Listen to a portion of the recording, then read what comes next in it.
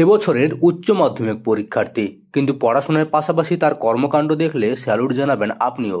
পূর্ব মেদিনীপুর জেলার পটাশপুরের খারান গ্রামের দেবাশিস রায় চাঁদপুর হারচরণ বিদ্যামন্দিরের দ্বাদশ শ্রেণীর ছাত্র সে। এবছর উচ্চ মাধ্যমিক পরীক্ষা দেবে। পরীক্ষার প্রস্তুতি চালিয়ে যাচ্ছে সে, কিন্তু শুধু বই খাতায় ডুবে নেই দেবাশিস।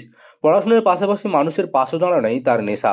বয়স কম হলেও মানুষের কষ্ট তাকে ভেতর থেকে নাড়া দেয়, তাই সময় পেলেই ছুটে যায় অসহায় মানুষের বাড়ি বাড়ি।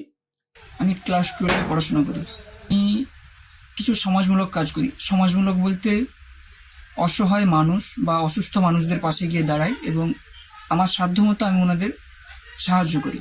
কারণ এখনকার যুগে দেখবেন আমাদের দেশে অনাথ আশ্রম এবং বৃদ্ধাশ্রমের সংখ্যা অনেক হয়ে গেছে। কারণ ছেলেমেয়েরা তার মা বাবাকে দেখে না। তো এইরকমই পরিস্থিতি, অর্থাৎ কোনো ছেলে মেয়ে যদি তার মা বাবাকে না দেখে তাহলে বৃদ্ধ বয়সে অসহায় হয়ে কোথায় যাবে।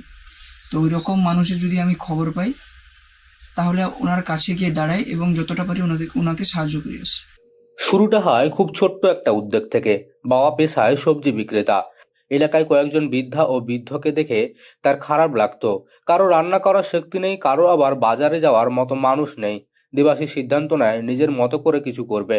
বাবার বাজার থেকে ফিরে আসা বাড়তি সবজি নিয়ে গিয়ে পৌঁছে দেয় তাদের কাছে। প্রথমে ভয় ছিল, কে কেমন নেবে তা বুঝতে পারছিল না, কিন্তু বৃদ্ধাদের হাসি মুখ দেখে সাহস বাড়ে তার।